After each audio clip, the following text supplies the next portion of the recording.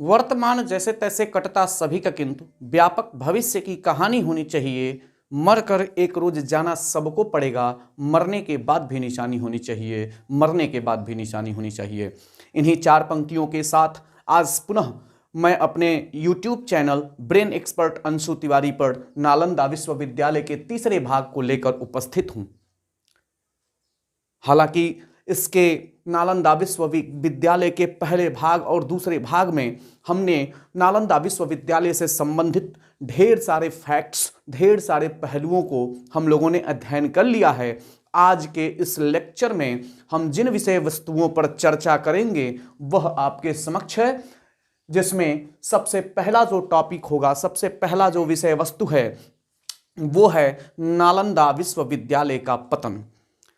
आखिर नालंदा विश्वविद्यालय के पतन क्यों हुआ, हमारे शिक्षा केंद्रों को क्यों आग के हवाले किया गया, इसके पीछे बख्तियार खिलजी का क्या उद्देश्य था, क्या कारण थे जिसके लिए हमारे शिक्षा केंद्रों को केवल नालंदा विश्वविद्यालय ही नहीं, बख्तियार खिलजी ने हमारे विक्रमशिला विश्वविद्यालय औदंतपुरी महाविहार को भी साथ ही साथ आग के हवाले झोंक दिया, आग के हवाले कर दिया, पुस्तकालयों को जला दिया, आयुर्वेद के ज्ञान को हमारे यहाँ से समाप्त करना चाहता था, ज्ञान और विज्ञान को समाप्त करना चाहता था। आखिर यह बख्तियार खिलजी क्यों ऐसा चाहता था, उसकी मनसा क्या थी, उन सभी विषयों पर आज विस्तृत अध्ययन करेंगे। और साथ ही साथ हम यह भी अध्ययन करेंगे और आप लोगों के भी मन में यह उठ रहा होगा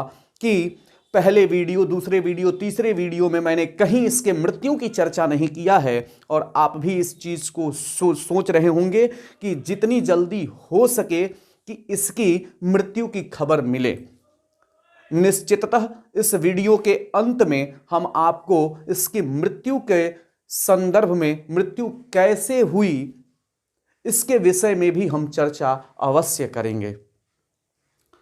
इस धर्मांध, नरभक्षी, धार्मिक कट्टरता को बढ़ावा देने वाला बख्तियार खिलजी का जन्म एक खलस कबीले में होता है, जिसके बारे में भी चर्चा करेंगे। पहले हम नालंदा विश्वविद्यालय के पतन, कौन, क्यों और कैसे और इसका प्रमाण कहाँ मिलता है, इस विषय में थोड़ा सा हम लोग चर्चा करते हैं। हालांकि हम अपने पहले वीडियो में इस विषय पर चर्चा कर चुके हैं कि नालंदा विश्वविद्यालय पर तीन आक्रमण, यानी नालंदा विश्वविद्यालय केवल एक ही आक्रमण को नहीं झेला है, नालंदा विश्वविद्यालय लगातार 3 आक्रमणों को झेला है। और आक्रमण के बाद जो राजा थे उस समय वो उसकी मरम्मत कराते थे।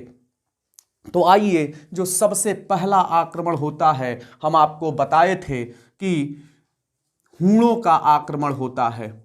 सबसे पहला हूणों का आक्रमण होता है। मिहिर कुल के मतलब कि सेनाओं के द्वारा, मिहिर कुल के मतलब की देख रेख में एक हूणों का आक्रमण होता है हमारे नालंदा विश्वविद्यालय पर। क्या कारण रहे होंगे, इसके बारे में भी हम चर्चा करेंगे। ये हूणों का आक्रमण, जब हूणों का आक्रमण होता है तो उस समय स्कंदगुप्त का वो था, गुप्त काल के स्कंदगुप्त के जो स्कंदगुप्त के जो उत्तराधिकारी थे, इसकी मरम्मत कराते हैं, नालंदा विश्वविद्यालय की मरम्मत कराते हैं। हालांकि हम आपको बताएंगे कि गुप्त काल को मंदिरों का स्वर्ण काल कहा जाता है। गुप्त काल को मंदिरों का स्वर्ण काल क्यों कहा जाता है, इसके बारे में हम चर्चा करेंगे आपसे। हूणों के आक्रमण, मिहिर कुल के देखरेख में हूणों का आक्रमण सबसे पहला होता है और स्कंदगुप्त के उत्तराधिकारी जो होते हैं उसकी मरम्मत कराते हैं। इसकी चर्चा कहाँ मिलती है, इसके बारे में हम आपको बता रहे हैं। क्योंकि मिन्हाजुद्दीन, याद रखिएगा, मिन्हाजुद्दीन, जिसको मैंने पहले भी वीडियो में बताया था, मिन्हाजुद्दीन सिराज अपने किताब तबकात ए नासिरी, मिन्हाजुद्दीन अपने किताब तबकात ए नासिरी में पेज नंबर 329 पे यह चर्चा करते हैं कि तुर्कों के आक्रमण ने, इस बात की भी चर्चा की है, तुर्कों के आक्रमण के भी बारे में बात किए हैं और उन्होंने हूणों के आक्रमण के भी बारे में बात किया है उसमें। तो हम आपको अभी तुर्कों के आक्रमण जब बताएंगे तो इसके बारे में चर्चा करते हैं। अभी स्कंदगुप्त के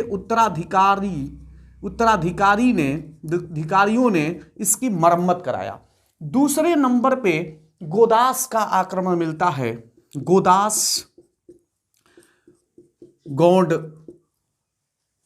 का आक्रमण मिलता है। ये कौन थे? वही शशांक, राजा शशांक, जिसने हर्षवर्धन के दामाद यानी राज्यश्री की पति गृहवर्मा की जिसने हत्या किया था। हर्षवर्धन ने हालांकि इसका बदला लिया, यानी शशांक के द्वारा इस पर आक्रमण किया जाता है। नालंदा विश्वविद्यालय पर शशांक के द्वारा आक्रमण किया जाता है और इसका भी मरम्मत कराया जाता है। लेकिन जो तीसरे नंबर का देवपाल के द्वारा इसकी मरम्मत होती है और तीसरे नंबर का जो आक्रमण होता है, जो अब बताते हैं यहां, जो मिन्हाजुद्दीन सिराज अपने तबकात ए नासिरी ग्रंथ में लिखते हैं, स्पष्ट लिखते हैं पेज नंबर 301 पर 329 पर कि तुर्कों के आक्रमण ने किस प्रकार से नालंदा विश्वविद्यालय को नष्ट कर दिया और आज उसके भग्नावशेष मिलते हैं। तो तुर्कों के आक्रमण लामा तारानाथ वही लामा तारानाथ जिन्होंने बिंदुसार को दक्षिण भारत के विजय के सम्राट घोषित किए, बताते हैं अपने किताबों के माध्यम से। और वही उसी में यहां पर आपके अहमद मिन्हाजुद्दीन सिराज जो हैं अपने तबकात ए नासिरी में इस बात की चर्चा करते हैं कि तुर्कों के आक्रमण ने बहुत बड़ी क्षति पहुंचाई हमारे नालंदा विश्वविद्यालय की। और नालंदा विश्वविद्यालय की ही बात उसमें उन्होंने नहीं किया, वो आगे बढ़ करके ओदंतपुरी महाविहार को आग लगाता है। जितने भी बिहार में बौद्ध मठ थे वो चुन चुन करके मतलब कि उसको नष्ट करता है, ध्वंस करता है। इसके पीछे कारण क्या था, इसके बारे में भी चर्चा करते हैं। तीसरा आक्रमण इसके बख्तियार खिलजी, एक धर्मांध पागल सनकी ये पागल जो था बख्तियार खिलजी का आक्रमण होता है। और बख्तियार खिलजी जो है नरभक्षी, वहाँ के बौद्ध भिक्षुओं की हत्या करता है, आचार्य पंडितों की हत्या करता है। उतना ही नहीं, पुस्तकालय में आग लगा देता है। लगातार 6 महीने तक धू धू करके पुस्तकालय जलता रहता है। लगभग 3 लाख से अधिक पुस्तकें थीं। उन सभी पुस्तकालयों में रत्नोदधि, रत्नसागर, रत्नरंजक में आग लगा देता है। आखिर पुस्तकालयों में ही ये खोज करके हमारे भारत के जो भी मतलब कि पुस्तकालय थे, उसमें विश्वविद्यालय थे, उसको ही ये क्यों टारगेट कर रहा है? आखिर इसका क्या था, क्या इसके पीछे उद्देश्य था उसका, इसके बारे में अभी चर्चा करते हैं। तो इसमें तबकात ए नासिरी में इस बात की चर्चा होती है। यही अब हम बताते हैं कि आखिर क्यों ये ऐसा कर रहा था।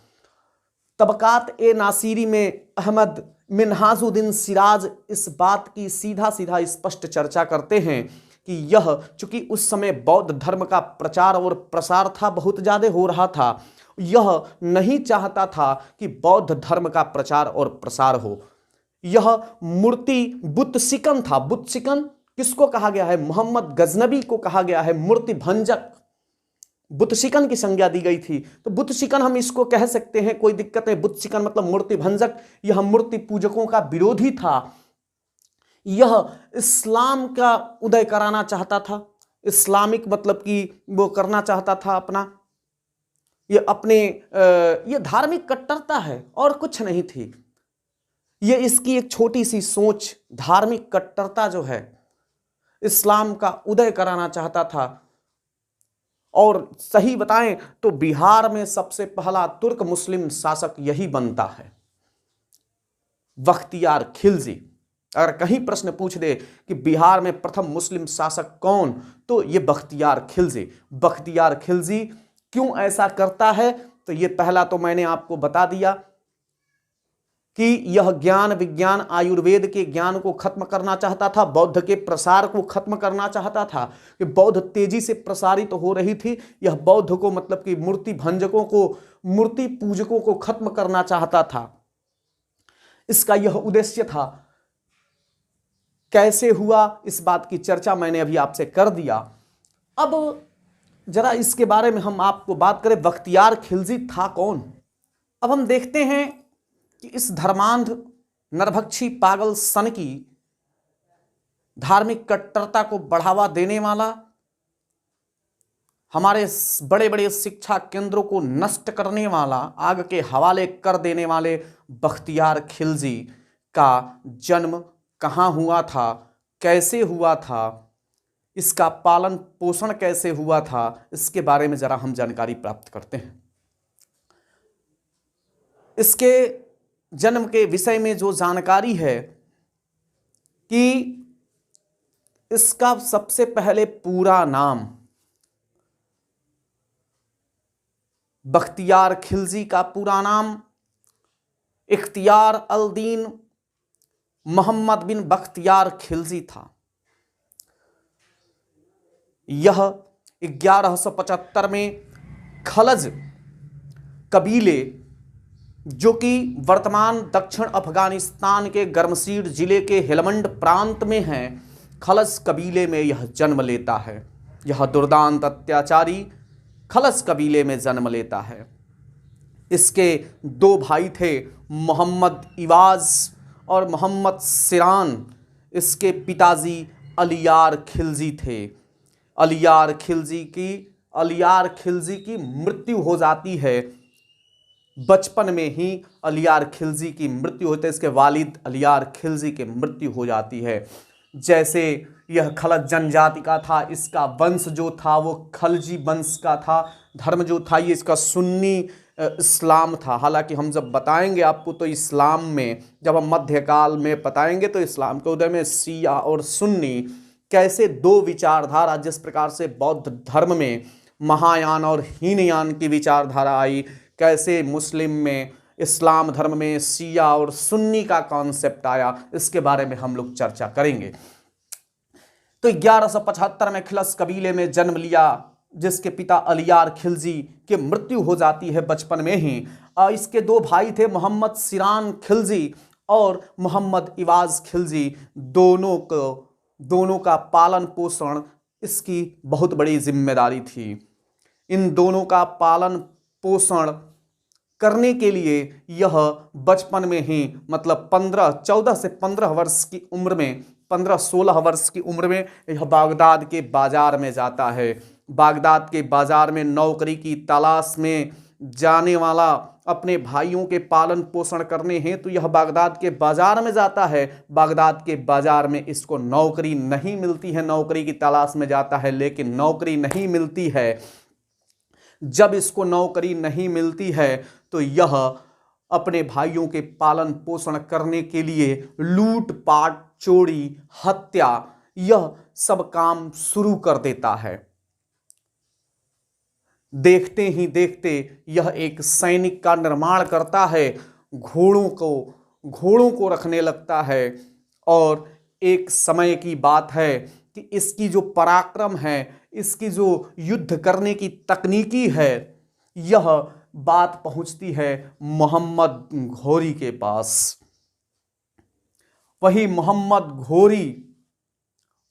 घोरी 1191 में तराइन का युद्ध, 1191 में तराइन का युद्ध होता है, जिसमें एक तरफ PRC तृतीय यानी पृथ्वीराज चौहान तृतीय राय पिथौरा और दूसरे तरफ मोहम्मद घोरी थे। इसमें मोहम्मद घोरी शिकस्त खाते हैं, मोहम्मद घोरी हारते हैं, पराजित होते हैं, भागने पर मजबूर होते हैं। चूंकि जमीन पर भागते नहीं हैं, हमारा चूंकि इतिहास रहा है, हम पृथ्वीराज, हमने कई युद्ध लड़े, हमने अपने दुश्मनों को मारा नहीं, पीछा नहीं किया, हरा दिया, पराजय स्वीकार कर लिया, उसको हमने छोड़ दिया।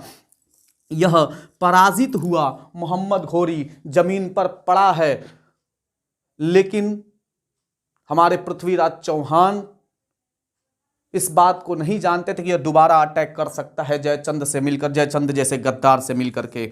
यह पृथ्वीराज चौहान यहाँ पर जीतते हैं और यह हारता है और इसको माफ कर देते हैं, छोड़ देते हैं कि जाओ।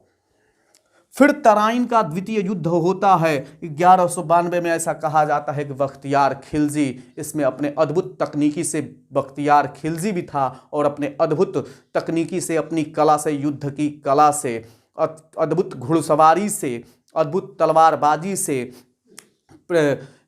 इसमें मोहम्मद घोरी की जीत हासिल होती है। मोहम्मद घोरी की जीत ही हासिल नहीं होती है। क्यों जीत हासिल होती है, इसका भी एक सबसे बड़ा कारण है। जब यह मोहम्मद घोरी यहाँ से हारता है, परेशान जो हारता है वो मारता है, परेशान तो रहता ही है। यह था परेशान। यह उस समय पता लगाया कि इसकी कमजोरी क्या है, पृथ्वीराज चौहान की कमजोरी क्या है। पृथ्वीराज चौहान की जो कमजोरी थी, आपने सुना होगा अंगुल अस्त प्रमाण, तो यहाँ पर पृथ्वीराज की कमजोरी थी कि किसी की सुनते नहीं थे। इनकी एक ये बहुत बड़ी कमजोरी थी। जयचंद से इनका दुश्मनी चल रहा था उस समय। जयचंद की बेटी थी संयोगिता, जयचंद की बेटी थी संयोगिता, सुंदर तो थी ही, उससे ये प्रेम करते थे पृथ्वीराज चौहान। पृथ्वीराज चौहान उससे प्रेम करते थे और जयचंद से दुश्मनी थी। एक बार ये पहुंच जाते हैं संयोगित जयचंद के महल में। जयचंद से बोलते हैं कि आप अपनी बेटी को मुझे दे दीजिए, लेकिन वो मजाक बनाते हैं। यह भी राजपूत हैं, यह मजाक बनाते हैं। जयचंद मजाक बना देता, वो भी राजपूत। एक राजपूत दूसरे राजपूत के सामने एक दूसरे की मजाक बनती है। अब यह क्या होता है कि यह वापस चला आता है, वापस चले आते हैं, लेकिन संयोगिता को छोड़ते नहीं हैं। वो जाते हैं। आपके 8 प्रकार के विवाहों की चर्चा मिलेगी। जब हम विवाह की चर्चा करेंगे, महिलाओं की स्थिति की चर्चा करेंगे, तो 8 प्रकार के विवाहों का, जो कि 4 प्रकार का विवाह मान्य है, 4 प्रकार का विवाह अमान्य है, उसमें यह एक बार ये PRC तृतीय जो हैं जयचंद के संयोगिता को लेकर आ जाते हैं, अर्थात राक्षस विवाह करते हैं। हालांकि इसकी कहानी बहुत बड़ी है, हम इसके बारे में बहुत ज्यादा चर्चा नहीं करेंगे। तो ये PRC तृतीय जो है संयोगिता को लेकर के आते हैं। ऐसा कहा जाता है कि संयोगिता को जब ये अपने दरबार में ले गए, अंतरकक्ष में ले गए, तो अंतरकक्ष में संयोगिता के साथ गए लगातार, मतलब कि चंद्रवरदाई इसके दरबार में थे। चंद्रवरदाई जो थे लगातार पत्र देते रहे कि हमारे दुश्मन आ रहे हैं, मोहम्मद घोरी आ रहा है और पहले से मजबूत अवस्था में है। क्यों मजबूत अवस्था में है? क्योंकि जयचंद से वो मिल चुका था, जयचंद से वो मिल चुका था। और जयचंद से मिल करके, जयचंद से के साथ जयचंद के सैनिकों ने भी, जयचंद के सैनिक, इसके सैनिक मिलकर दोनों एक साथ, उसमें बख्तियार भी था, वो आया। और जब वो दरवाजे तक पहुंच गया था, उन्होंने कहा था पृथ्वीराज चौहान ने कि मेरा दरवाजा अंतरकक्ष कोई नहीं खटखटाएगा, नहीं तो उसका सर कलम कर दिया जाता, उसे देख लिया जाता था उनके द्वारा। हालांकि चंद्रवरदाई अंत में डरे डरे सहमे सहमे से दरवाजा खटखटाए। जब 7 दिन हो गया, पहले दिन, दूसरे दिन, तीसरे दिन लगातार, मतलब उन्होंने यह सूचना, मतलब लेटर के माध्यम से उनके आला पे दियर खापे रखे थे, नहीं वो देख रहे थे, दरवाजा नहीं खुलता। अंत में 7वें दिन उन्होंने दरवाजा को खटखटाया और उन्होंने बोला कि हुजूर गुस्ताखी माफ हो, आपके दरवाजे तक दुश्मन आ गए हैं। वो आनन फानन में किसी भी तैयारी नहीं किए थे, युद्ध की तैयारी में नहीं थे, आनन फानन में वो निकलते हैं और युद्ध करते हैं। उसमें वो शिकस्त खाते हैं और बंदी बना लिया जाता है चंद्रवरदाई, और इनको दोनों लोगों को ले जाया जाता है वहाँ पर। और इनके मृत्यु की कहानी कुछ इस प्रकार से कि चंद्रवरदाई जो है पृथ्वीराज चौहान को चाकू गोदते हैं और चंद्रवरदाई पृथ्वीराज चौहान को, पृथ्वीराज चौहान चंद्रवरदाई को। इसमें बताया जाता है तराइन के द्वितीय युद्ध में ही ये परास्त होते हैं और इनको बंदी बना लिया जाता है। PRC तृतीय जो हैं राय पिथौरा और मोहम्मद घोरी इसमें विजयी होता है तराइन के द्वितीय युद्ध में। यहाँ पर एक चीज़ देखने को मिल रहा है कि यहाँ पर ये बख्तियार खिलजी अपने अद्भुत कला के कारण इनको फिर यहाँ से गजनी लेकर के जाया जाता है और गजनी में इसको मोहम्मद घोरी जो है सम्मानित करता है और सम्मानित करने के बाद इनको भागवत और भिलुई यानी आधुनिक मिर्जापुर जिले का कार्यभार दे देता है। मिर्जापुर जिले का कार्यभार दिया जाता है और मिर्जापुर जो जिला है इसका कार्यभार इसको दे दिया जाता है, इसका इक्ता दे दिया जाता है। और इक्ता जो है दिल्ली सल्तनत में, हालांकि सल्तनत काल में, सल्तनत काल इसलिए इसको कहते हैं क्योंकि उसमें सुल्तान हुआ करते, जब यही मुगल काल में जाएंगे तो बादशाह हम पढ़ेंगे। यहाँ पर जो ज़मीनें, दिल्ली सल्तनत की पूरी जो भूमि थी उसको छोटे छोटे भूमि में बांटवारा कर दिया गया, इक्ता जिसको कहते हैं। और इसी को, इसके जो अधिकारी होते थे उसको इक्तेदार कहा जाता था। जब हम आएंगे तो वहाँ पे बताएंगे कि इक्ता व्यवस्था को किसने लागू किया और किसने इक्ता व्यवस्था को ख़त्म किया। मोहम्मद घोरी ने इसको सम्मानित किया और सम्मानित करने के बाद उसके बाद पूछा कि तुम्हें क्या चाहिए, तो बोला कि मेरे कबीले के लोग बड़ी ही गरीब हैं, हम अपने जहाँ चाहते हैं कि हम वहीं हमारे कबीले के लोग रहें, जहाँ सुल्तान का आदेश हो और सुल्तान के आदेश का हम पालन करें। हम ऐसे क्षेत्र में जाएं जो कि वह क्षेत्र मैं पुनः सुल्तान के अधीन कर सकूं। हालांकि मिर्जापुर तक ही नहीं, यह मिर्जापुर के बाद इसके क्षमता को देख करके, इसके मनसा को देख करके, इसकी रणनीति को देख करके, इसके भविष्य को देख करके मोहम्मद घोरी का जो गुलाम था, हालांकि मोहम्मद घोरी का ये गुलाम ही था, मोहम्मद घोरी के 4 गुलाम कौन कौन, यल्दौज, कुतुबुद्दीन ऐबक, उसके बाद कुतुबुद्दीन ऐबक के बाद आपका कुबाचा जिसको इल्तुतमिश में दौड़ा कर मारा, सिंध नदी में कूद कर जान दे दिया। उसके बाद आपका आ जाता है ये आपके बख्तियार खिलजी, यल्दौज, कुतुबुद्दीन ऐबक, कुबाचा, ये 4 गुलाम थे। हालांकि इल्तुतमिश बाद में मारता है इनको, यल्दौज को भी मारता है, कुबाचा को भी खत्म कर देता है। तो यहां पर होता क्या है, कहानी क्या होती है कि जो बख्तियार खिलजी थे, बख्तियार खिलजी को कुतुबुद्दीन ऐबक के पास भेज दिया जाता है। कुतुबुद्दीन ऐबक बाद में उत्तर भारत को मिला करके दिल्ली सल्तनत में मिलाता है, दिल्ली सल्तनत का निर्माण करता है, उत्तर भारत को मिला करके पूरे दिल्ली सल्तनत का निर्माण करता है। ठीक है, बख्तियार खिलजी जो है कुतुबुद्दीन ऐबक, हाँ वही मैं कुतुबुद्दीन ऐबक पहला, मोहम्मद गजनबी जो है बताता है कि मैं विश्व का पहला सुल्तान हूं, उसी में मोहम्मद गजनबी ये कहते हैं। उसके बाद ये जो हैं ये कहते हैं कुतुबुद्दीन ऐबक कि मैं कोई सुल्तान नहीं हूं, मैं सेनापति हूं।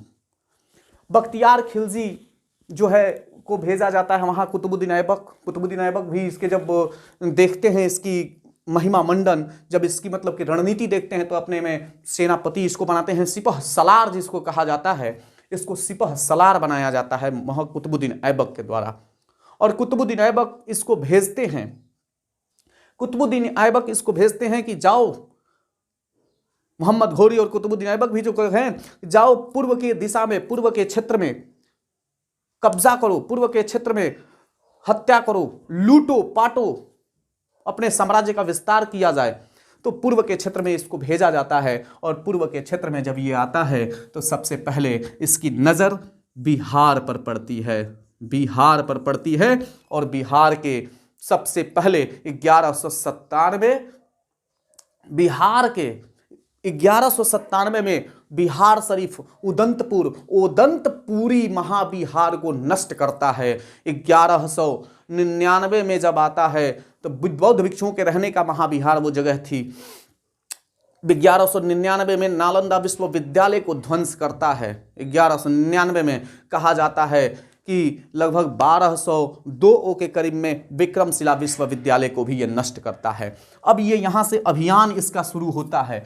इसका यही नहीं, और जब वो गया था वहाँ पे तो मोहम्मद घोरी ने केवल इतना ही नहीं दिया, उसको कुतुबुद्दीन ऐबक की सेनापति में नहीं भर्ती कराया, बल्कि उसने यह ऐलान किया कि चूंकि वहाँ पर कुतुबुद्दीन ऐबक की 3 बेटियाँ थीं, और 3 बेटियों में पहला जो था निशान शाह थी सबसे बड़ी, उसके बाद तुर्कान शाह थी और सबसे छोटी लखते जिगर गौरी थी। उन्होंने कहा कि निशान शाह की शादी जो है निशान शाह की विवाह जो है, शादी जो है वो किसके साथ, बख्तियार खिलजी के साथ होगी, किया जाएगा। और तुर्कान शाह की शादी इल्तुतमिश से करे और लखते जिगर गौरी की शादी मोहम्मद उस्मान गौरी से करे, यानी उसी का भतीजा था मोहम्मद उस्मान गौरी, मोहम्मद उस्मान से उसकी शादी करवाता है। यहां मानना पड़ेगा ऐबक को इसकी बात, क्योंकि ऐबक को इसकी बात इसलिए माना क्योंकि वह गुलाम था मोहम्मद गौरी का। मोहम्मद गौरी की निशान शाह जो बेटी थी उसकी शादी किसके साथ फिक्स हो जाती है, इख्तियार अल-दीन मोहम्मद बिन बख्तियार खिलजी के साथ। और यहाँ तुर्कान शाह की शादी जो लड़की थी इनकी दूसरी नंबर वाली इल्तुतमिश के साथ, जो सबसे छोटी बेटी थी लखते जिगर गौरी को ऐलान किया कि मेरे भतीजा मोहम्मद उस्मान गौरी के साथ उसकी शादी कर दी जाए। जब इसको सेनापति में भर्ती कराया जाता है, सेनापति बनाया जाता है, तो सेनापति के बाद यह बिहार पर आक्रमण करता है। बिहार पर आक्रमण करने के बाद बिहार के बौद्ध मठों को नष्ट करता है, खोज कर चुन चुन कर विद्यालयों को, विश्वविद्यालयों को, पुस्तकालयों को नष्ट करता है, बौद्ध के प्रसार को रोकने का प्रयास करता है, रोकता है। और बिहार पर आक्रमण करने के बाद, बिहार यानी मुंगेर, बिहार पर आक्रमण किया। बिहार में आक्रमण ओदंतपुरी में सबसे पहले ओदंतपुरी महाबिहार को खत्म किया 1197 में। 1199 नालंदा विश्वविद्यालय को नष्ट किया। इसकी चर्चा जो है मिलती है अहमद मिनहाजुद्दीन सिराज के तबकाते नसीरी बुक में, किताब में 329 नंबर पृष्ठ पे। अब इसके बाद यह जो है यहीं तक ये रुका नहीं, यह दुर्दांत अत्याचारी नष्ट करता, यह धर्मांध धार्मिक कट्टरता को बढ़ावा देने वाला यहीं तक यह नहीं रुका, यह पहुंचा कहां, ओदंतपुरी। यह अब वहां से बिहार से निकल रहा है बंगाल की तरफ, बिहार से बंगाल की तरफ निकल रहा है। बिहार के लगभग जिलों पर, मतलब बिहार में कब्जा कर लिया था, बिहार में अपना पांव पसार लिया था, ऐसा कहा जाता है। यही नहीं, ऐसा कहा जाता है कि बिहार राज्य में सबसे पहला तुर्की मुस्लिम शासक बख्तियार खिलजी था। बख्तियार खिलजी जबरदस्ती धर्मांतरण करा रहा था बख्तियार खिलजी। उसमें कई लोगों का धर्मांतरण, कई बौद्ध भिक्षुओं का धर्मांतरण कराया। कुछ बौद्ध भिक्षु भागने में सफल रहे, कुछ बौद्ध भिक्षु पूर्व बंगाल की तरफ भागे। उसके बाद ये आगे की तरफ बंगाल और उड़ीसा की तरफ बौद्ध भिक्षु भागे थे कुछ। उसके बाद ये यहाँ से शुरू करता है और बिहार से 1200 में बिहार को जीत करके बिहार को दिल्ली सल्तनत में कुतुबुद्दीन ऐबक को सौंप देता है। कुतुबुद्दीन ऐबक खुश होते हैं, बहुत हत्याएं करता है, नरभक्षी बहुत हत्याएं करता है, पंडितों को, आचार्य पंडितों को मारता है, बौद्ध भिक्षुओं को मारता है, जान से कर्मचारियों को मारता है, राज्य को तहस नहस कर देता है।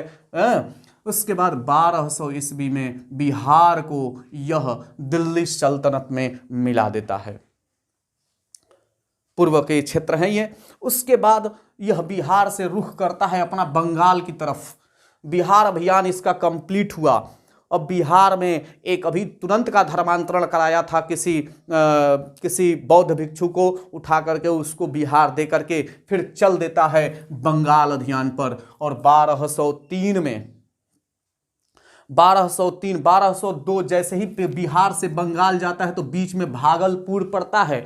भागलपुर के अनचिंतक गांव में एक विक्रमशिला विश्वविद्यालय थी, वह उसको भी फूंक देता है, उसको भी आग के हवाले कर देता है, उसको तहस नहस कर देता है, जो मुख्यतः वज्रयान के लिए था। पाल वंश को नष्ट करता है। यहाँ पाल वंश इतना कमजोर हो चुका था कि कुछ कर नहीं पाता था, कुछ नहीं कर पाया उस समय। वो उसकी जो विक्रमशिला जो थी उसकी जो स्थापना थी वो धर्मपाल ने कराया था। पाल वंश चूंकि कमजोर हो चुका था, कुछ नहीं कर पा रहा था, धर्मपाल ने इसकी स्थापना कराया था। और ओदंतपुरी की स्थापना जो है गोपाल ने कराया था। तो इसके बाद जो है धर्मपाल जी क्या करते, ये लोग, पाल वंश चूंकि कमजोर हो चुका था, बौद्ध भिक्षु इसके शिकार बन चुके थे, इतना ये नरसंहार कर दिया था कि डर हो गया था सबके अंदर। इसके बाद ये यहाँ से बंगाल की तरफ रुख करता है और विक्रमशिला बीच में जितने भी मंदिर मठ मिले उन सबको तहस नहस करते हुए उसके जगह पर उसने मस्जिद का निर्माण करवाया था। हम आपको बताएंगे कि चूंकि कुरान में हराम किसको कहा गया है, कुरान में हराम कहा गया है किस चीज़ को, कि कहीं किसी मतलब की जगह पर मतलब कि किसी मतलब विवादित जमीन पर आप जगह पर आप मस्जिद का निर्माण नहीं करा सकते हैं। कोई भी चीज़ विवादित है उस पर आप जमीन उस पर मस्जिद का निर्माण नहीं करा सकते हैं, उसे कुरान में हराम कहा गया है। हूणों यहाँ पर ये जाता है बंगाल अभियान पर, बीच में जितने मठ मंदिर मिलते हैं सब मतलब कि नष्ट करते हुए जाता है, यह सबको रौंदते हुए जाता है। और इसके बाद बंगाल अभियान ऐसा कहा जाता है कि बड़ी ही शातिर दिमाग से उस समय जब हम बंगाल का अभियान 1204-5 में लगभग करता है तो उस समय श्री लक्ष्मण सेन, सेन वंश के श्री लक्ष्मण सेन थे। पाल वंश से भी इनको सहायता नहीं मिल पाती, क्यों? क्योंकि सब कमजोर हो चुके थे, शिकार बन चुके थे। ये यहाँ पर आते हैं बंगाल अभियान में। बंगाल अभियान पे जैसे ही आता है, जैसे ही नवद्वीप शहर पहुँचता है यानी नदिया, उसकी उस समय श्री लक्ष्मण सेन की राजधानी नुडिया कहीं लिखता है कहीं नदिया लिखता है, नदिया पहुँचता है तो नदिया इतनी तेजी से नदिया से वो निकलता है, नदिया से वो इतनी तेजी से निकलता है कि पीछे 10,000 के सैनिक सब छूट जाती है। मात्र 18 जो सैनिक थे, मात्र 18 सैनिक राजमहल में पहुंच जाते हैं। मात्र 18 सैनिकों के साथ यह राजमहल में पहुंच जाता है। ऐसा कहा जाता है कि 18 में से कुछ तो इधर रहे, बाहर रहे, और 5 सैनिक अंदर घुसे। इसने तलवार निकाला और तलवार निकाला तो श्री लक्ष्मण कई मतलब कि उनके सैनिकों को मार दिया, जान से हत्या कर दिया, वहीं तलवार से सरकलम कर दिया। और साथ ही साथ श्री लक्ष्मण सेन जी उस समय भोजन कर रहे थे, वो अपना सब भोजन छोड़ के पीछे के दरवाजे से भाग निकले। करते भी क्या बेचारा श्री लक्ष्मण सेन, धोखे से वहां पहुंचा था। पहले से अगर बताया होता तो वो श्री लक्ष्मण सेन, हालांकि सेन वंश इतनी कमजोर नहीं थी, पहले से अगर बताया होता तो इससे 2-2 हाथ करते। भले ही हारते या जीतते, वो भागते नहीं। आज इतिहास में श्री लक्ष्मण सेन जी को एक भगोड़ा कहा जाता है। श्री लक्ष्मण सेन जी भगोड़ा नहीं थे। अगर वो मतलब कि उनको धोखा से नहीं उसके पास गया होता तो वो सामना करते किसी भी युद्ध की बेचारा तैयारी। पृथ्वीराज चौहान मोहम्मद घोरी के दूसरे युद्ध में हार जाते हैं, दूसरे तराइन के युद्ध में। क्यों? क्योंकि उन्हें इस बात की जानकारी नहीं थी। अचानक पता चला वो युद्ध की तैयारी में नहीं थे, नहीं तो फिर मोहम्मद घोरी यहाँ इस बार वो हारता ही नहीं, वो मारा भी जाता तराइन के युद्ध में। यहाँ पर बेचारे श्री लक्ष्मण सेन भाग जाते हैं बंगाल के पूर्वी बंगाल में भागते हों, बंगाल की तरफ, पूर्वी बंगाल की तरफ निकलते हैं।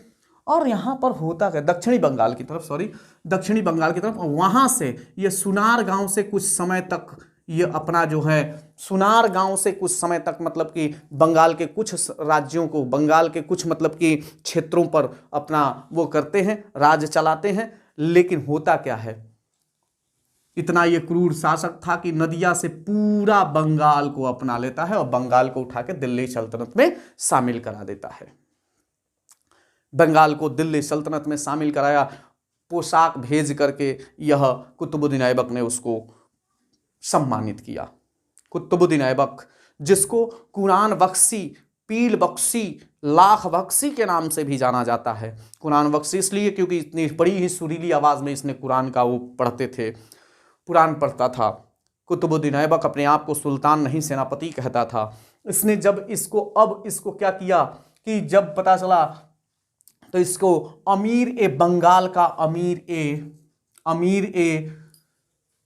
अमीर बना दिया गया, बंगाल का नौकरशाह। वहां पर बंगाल का यह राजा बन गया, बंगाल का सुल्तान बनाया गया। अब बंगाल यहाँ पर, अब जैसे ही जब बंगाल वो हुआ, बंगाल पर आक्रमण किया, बंगाल को दिल्ली सल्तनत में मिला दिया, तो बंगाल का कार्यभार इसको, बंगाल की पदवी इसको दे दी गई। हालांकि सुल्तान उस समय नहीं बन पाता क्योंकि दिल्ली सल्तनत में मिल चुका था। दिल्ली सल्तनत में एक ही सुल्तान होगा, सुल्तान हजारों थोड़े, एक घर में 10 मालिक थोड़े होंगे। तो यहाँ पर सुल्तान नहीं, इसको एक पद मिल जाता है और उसने क्या किया, जैसे ही पद मिला तो अपने भाई मोहम्मद सिराज खिलजी को सिपह सलार बनाया, अपनी सेना का सेनापति बनाता है। मोहम्मद इवाज खिलजी को सेना में शामिल करता है और साथ ही साथ यह अली मर्दान जो थे, अली मर्दन को सिपह सलार बनाता है, सेनापति बनाता है। इसका एक ही औलाद था मोहम्मद इब्राहिम जिसका नाम था, जिसको बहुत ज़्यादा मोहम्मद गोरी की जो बीबी थी अर्जुमन गोरी जो थी बहुत ही प्रेम करती थी। अधिकांशतः समय इन लोगों का लाहौर की तरफ, क्योंकि आराम शाह और कुतुबुद्दीन ऐबक जो ममलूक वंश है, गुलाम वंश है, इलबरी वंश है, इसको सब नाम से जाना जाता है। उस समय यह जो थे लोग, लाहौर इनका राजधानी था। बाद में जब इल्तुतमिश आता है तो दिल्ली राजधानी लेकर के आता है। ठीक है, तो ये ऐसी स्थिति थी। 1204-5 में बंगाल को मतलब कि मिला देता है दिल्ली सल्तनत में। उसके बाद यह यहीं रुकता नहीं है, ये रुका नहीं है अभी। इसके बाद यह चलता है कहाँ, बंगाल से अभियान करता है, बंगाल को दे देता है अली मर्दन को। अली मर्दन को दे करके कहता है कि अली मर्दन इसकी देखरेख करेगा। उसके बाद यह तिब्बत अभियान पर जाता है। इसकी अभी पिपासा रुकी नहीं है, लूटपाट करने की पिपासा, लूटपाट करने की क्षुधा पिपासा भी इसकी रुकी नहीं है। हालांकि मैंने जब बताया था आपको नालंदा विश्वविद्यालय, तो 300 से अधिक पांडुलिपियां लेकर के तिब्बत की तरफ लोग भागे थे। तिब्बत तक इसकी प्रसार थी, तिब्बत से भी लोग आते थे यहाँ अध्ययन करने के लिए, विद्यार्थी आते थे। अब ये यहाँ पर बिहार अभियान से बंगाल अभियान, बंगाल अभियान से तिब्बत अभियान पे जाता है। और आपको पता है कि तिब्बत जो था, तिब्बत के आसपास बुंगमती, तिस्ता, थिम्फू ये सब नदियां हैं, तुंगस ये सब नदियां थीं। जब ये यहाँ से बंगाल, यहाँ से चलता है तिब्बत अभियान के लिए, किसको, अली मर्दन को बंगाल दे करके चलता है, बंगाल को, यानी कि चलता है जब तिब्बत की तरफ। तो यहाँ पर जैसे ही तिब्बत की ये नदी बुंगमती नदी आती है, नहीं ना, बुंगमती, टोंगस, तिस्ता, थिम्पू ये सब नदियां थी वहां। तो ये नदियों को पार करके इसको जाना था। और ऐसा कहा जाता है कि जो नदी थी वो गंगा से भी, वर्तमान गंगा से 300 मीटर चौड़ी थी। ये जाता है यहाँ पे, लेकिन नदी को पार नहीं कर पाता है। 10 दिन तक लगातार इधर उधर घूमता रहता है। इसको एक मिल जाता है चुंबी घाटी, चुंबी घाटी मिलती है और उसी घाटी से ये यहाँ आगे चलता है। और जैसे ही आगे चलता है, जब पता चलता है, उसमें असम के थे राजा पृथुदेव, असम के राजा थे पृथुदेव इसको एक सूचना भेजते हैं कि बाबू देखो, तुम जाओ और तैयारी करके आओ, फिर मैं भी तुम्हारे साथ तिब्बत अभियान पर चलूंगा। लेकिन यह एक नहीं सुनता है, वह आगे बढ़ता है और आगे बढ़ कुछ सैनिकों को अपने नदी के किनारे लगा देता है, यह पुल के किनारे लगा देता है, पुल के आसपास की कोई तोड़े ना। और यहाँ पर कामरूप जाता है, और कामरूप जो कि खेती गृहस्थी हर चीज़ के लिए बहुत ही मतलब कि वो बहुत ही मतलब कि विकसित था। वहाँ युद्ध के लिए मार्शल आर्ट सब कुछ जानते थे लोग वहाँ के। कामरूप के किले पर हमला कर देता है, कामरूप के किले पर हमला करता है। कामरूप के किले पर जैसे ही हमला करता है तो बाद जब पता चलता है गांव के आम लोगों को, तो पीछे से बहुत मार मारते हैं, पीछे से वार करना शुरू करते हैं। तो यह क्या करता है, उसके बाद जब पता चलता है, हमारे राजा पृथुदेव भी अपने सैनिकों को भेज देते हैं। उसके बाद करमपट्टन है आगे, कुर्मपट्टन के भी सैनिक आ जाते हैं। यह तिब्बत आगे नहीं बढ़ पाता है, हालांकि कुछ इतिहासकार लिखते हैं कि तिब्बत गया है, ये तिब्बत नहीं जा पाता है, कुर्मपट्टन तक ये यहाँ कामरूप में जैसे ही ये हमला करता है, इसकी यहीं से अंत की शुरुआत हो जाती है। और पृथुदेव सबकी सेना मिलती है, आती है, और राजा पृथुदेव की जो सेना थी वो उसको क्या कर देती है, पुल को तोड़ देती है। लकड़ी का पुल था, लकड़ी के पुल को तोड़ देती है। अब यह घेरा जाता है, यह पीछे तो लौटता है, लेकिन इसको पीछे भागने का कहीं जगह नहीं था, नदी थी, उधर भी मौत इधर भी मौत, दोनों ही तरफ मौत ही मौत था। ये आगे बढ़ता कैसे, पीछे कैसे जाता, नहीं जा पाया है। तो उसके बाद यह क्या किया कि कुछ ही सैनिकों क्या किया कि फाने, ये नदी में फान गया, सब लोग नदी में फाने। ये कुछ तो जा करके मंदिर में शरण ले लिए, छिप गए। लेकिन फिर उसके बाद कुरुमपट्टन और यहाँ के राजा पृथुदेव की सैनिकों ने घेर लिया, और घेर करके घेरा तो ये समझ गया, इसकी वो बहुत ही चालाक था, ये समझ गया कि अब हम यहाँ बचेंगे नहीं। ये भागा, और भागा तो नदी में कूदा, बुगमती नदी में, और नदी में कूद करके बड़ी ही मतलब कि उससे बचा ये। और जब बचा, कुछ कहते हैं कि बारिश के कारण इसकी तबीयत खराब हो गई, हालांकि ऐसी कोई बात नहीं है। 1206 ईस्वी में इसे पुनः देवकोट आया, पुनः देवकोट आया। जब देवकोट आया, जब ये देवकोट पुनः आया, तो देवकोट में इसके ये अपने खेमे में गया। खेमे में चूंकि बीमार था, और जैसे बीमार था तो इन्हीं का जो सिपह सलार था अली मर्दन ने इनका मर्दन कर दिया, तलवार निकाला, इनको खत्म कर दिया। क्योंकि वो सोच रहा था कि अभी तो तुरंत दे करके गया बंगाल, उसको अच्छा लग गया था, अभी तो दे करके गया, अभी तुरंत आ गया ये, अब तो ले लेगा हमसे। अली मर्दन ने देख लिया, उनकी सर कलम कर दिया, अली मर्दन ने खत्म कर दिया कहानी ही। इस दुर्दांत, अत्याचारी, पापाचारी, नरभक्षी, धर्मांध, धार्मिक कट्टरता को बढ़ावा देने वाले का अंत अली मर्दन ने कर दिया, अली मर्दन ने इसकी हत्या कर दी। ऐसा कहा जाता है कि जब बंगाल का अभियान पे ये था, तो श्री लक्ष्मण सेन जी जो थे ऐन्द्री महाशक्ति यज्ञ कराए थे। हालांकि ये पेपर में पूछता है, ऐन्द्री महाशक्ति यज्ञ कराए थे ताकि यह विपत्ति से हम दूर हो सकें, विपत्ति टल सके। हालांकि यह एक ईश्वर में आस्था थी। इसके बाद की अगर बात करें तो इनकी जो मृत्यु की संदर्भ में बोला जाता है, इसका 10 अक्टूबर 1206 को अली मर्दन के द्वारा किया गया।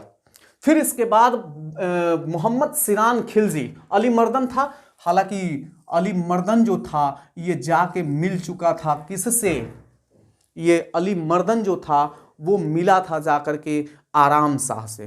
कुतुबुद्दीन ऐबक के बाद ममलुक वंश में, गुलाम वंश में आराम शाह आते हैं। आराम शाह से मिला, आराम शाह से जैसे ही मिला तो आराम शाह से बोला बख्तियार खिलजी को मार देना जरूरी है, और वही आराम शाह कहते हैं बख्तियार को मार दो, बख्तियार को मार देने का आदेश देते हैं। बख्तियार को ये मार देता है, और यहाँ पर अली मर्दन जो थे, अली मर्दन ये अपना मतलब कि सत्ता संभालते हैं वहाँ का, लेकिन यह वहाँ के लोग नहीं बर्दाश्त कर पाए। वो एक स्वतंत्र सरकार चाहते थे, स्वतंत्र सरकार चाहते थे, इसलिए दिल्ली सल्तनत में उसको नहीं मिलाने देना चाहते थे। दिल्ली ऐसे व्यक्ति के हाथ में सत्ता नहीं देना चाहते थे जो दिल्ली सल्तनत से मिला हुआ हो, यानी सीधे सीधे यह जो हैं अली मर्दन यहाँ से भगा दिए जाते हैं, वहाँ के मतलब कि लोगों द्वारा, वहाँ के सरदारों द्वारा भगा दिया जाता है। ये भाग जाते हैं, दिल्ली चले जाते हैं, और दिल्ली चले जाते हैं। उसके बाद तुरंत मोहम्मद सिरान खिलजी, उनके भाई, उनके ही पुत्र, ये मोहम्मद सिरान खिलजी, सॉरी उनके जो भाई थे मोहम्मद सिरान खिलजी, जिसको सिपह सलार, उसको बंगाल का वो दिया जाता है। लेकिन बंगाल का जैसे ही वो दिया जाता है, उसके बाद अवध के जो गवर्नर थे कयामाज रूमी थे के अधीन एक सेना भेजा जाता है। कौन भेजता है? कुतुबुद्दीन ऐबक को ये चढ़ाता है अली मर्दन जा करके, तो मोहम्मद सिरान खिलजी के खिलाफ अवध के गवर्नर कयामाज रूमी के अधीन एक सेना भेजते हैं कुतुबुद्दीन ऐबक, और सिरान दिनाजपुर भागा, वहीं भागा देखिए जहां पर इसके पिताजी को दफन किया गया। देखिए इसके बाद भागा घियासुद्दीन इवाज खिलजी, उस गद्दी को संभालता है फिर से। घियासुद्दीन ही इसको दिया था मोहम्मद सिराज खिलजी को, फिर वो घियासुद्दीन ही उसको संभालता है रिट को। इसके आगे का इतिहास फिर हम चर्चा करेंगे, इसने क्या क्या नुकसान किया। तो पहला हमारा नालंदा विश्वविद्यालय, उदंतपुरी महाविहार, मठ और मंदिरों को नष्ट किया, और साथ ही साथ हमका क्या विक्रमशिला विश्वविद्यालय को नष्ट किया, धर्मपाल ने जिसका वो किया था। इसका 6 तारीख को 1206 में लाहौर के किले में 15 मार्च 1206 को यह तारीख तय की गई थी कि निशान शाह तुर्कान शाह के साथ इसकी शादी, यानी ऐबक की बेटी निशान शाह के साथ तय की गई है। और उसके बाद इल्तुतमिश की शादी जो है तुर्कान शाह के साथ तय की गई।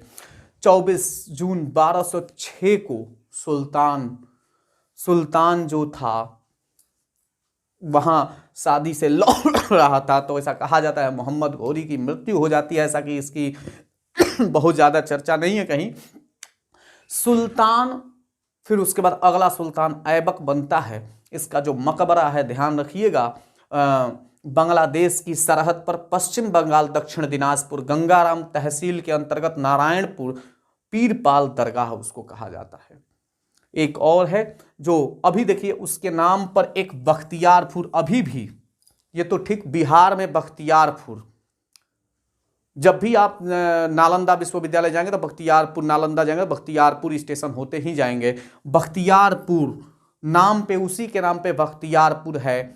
ये तो ठीक वैसे ही अगर हम कहें कि इजराइल के किसी क्षेत्र का नाम हम हिटलरपुर रख दें, इजराइल के किसी क्षेत्र का नाम हिटलरपुर रख दें और जापान के किसी क्षेत्र का नाम अमेरिकापुर रख दें, कितना खतरनाक होगा। ठीक उसी प्रकार से बिहार में किसी क्षेत्र का नाम बख्तियारपुर है, इसको बदला जाना चाहिए। ये हमारा अपनी सोच है। ठीक है, तो इस तरीके से यह इसकी कहानी की अंत होती है। तो सबसे पहला यह बिहार अभियान पर जाता है, बंगाल अभियान, तिब्बत अभियान इसके लिए खतरनाक सिद्ध होता है और यह मरता है। और इसके बाद 10 अक्टूबर 1206 को यह मरता है, अली मर्दन के द्वारा इसकी हत्या कर दी जाती है। इसके मृत्यु के संदर्भ में एक और भी इतिहासकार कुछ लिखते हैं कि जब ये तिब्बत अभियान पर जाता है तो तिब्बत तक, पहली बात मैंने बताया कि तिब्बत तक नहीं पहुंच पाया था, कामरूप कुरुमपट्टन तक ही पहुंचा था ये। तिब्बत अभियान पर जब जाता है तो ठीक इसी के समान कुछ जनजातियां रहती थी तिब्बत और लखनऊती के मध्य। लखनऊती क्या था मैं बता दूं कि जब ये बंगाल पर कब्जा करता है तो एक जगह से नदिया को राजधानी बनाता है, तो नदिया से केवल वो करना संभव नहीं था। तो इसने क्या किया कि उत्तर बंगाल को बांट दिया, उत्तर बंगाल को की राजधानी नदिया कर दिया और दक्षिण बंगाल की राजधानी को लखनऊती कर दिया। यानी कि लखनऊती और नदिया दोनों जगह से ये शासन करना शुरू किया। बाद में ये नदिया से क्या कर दिया, लखनऊती कर दिया। ठीक है, लखनऊती भी राजधानी उसी की थी। तिब्बत और लखनऊती के मध्य एक पहाड़ियों में स्थित कुछ जनजातियां रहती थी, कुंज मेज तिहारू जनजाति, जो कि सेम इसी की तरह इसकी मदद करती है और वहां पर तिब्बत तक लेकर के जाती है। और तिब्बत में चूंकि पहले से मार्शल आर्ट्स सीखे हुए लोग रहते हैं, बड़ी मार मारते हैं इसको और यह कई सैनिक इसमें मारे जाते हैं। 100 सैनिकों के साथ यह वापस आता है और भागने का प्रयास करता है, बुंग नदी में कूदता है। तो 1200, ऐसा कुछ लोग कहते हैं कि उस समय तबीयत खराब हो जाती है, बारिश होता है, जबकि ऐसा कुछ नहीं था, बारिश कुछ नहीं। यह डर के मारे भागता है तो यह नदी में कूदता है, बुंगमती नदी में, और बुंगमती नदी में कूदता है तो कुछ सैनिक तो उसके दह जाते हैं। ये बड़ी ही परेशान, वो मशक्कत से ये बचता है। तो 1206 में जब आता है यहाँ पर देवकोट, तो देवकोट में इसका अली मर्दन हत्या कर देता है। यह भी इसके मृत्यु के संदर्भ में एक कहानी है। अंत में एक बार हम पूरे को समराइज करने का प्रयास करते हैं।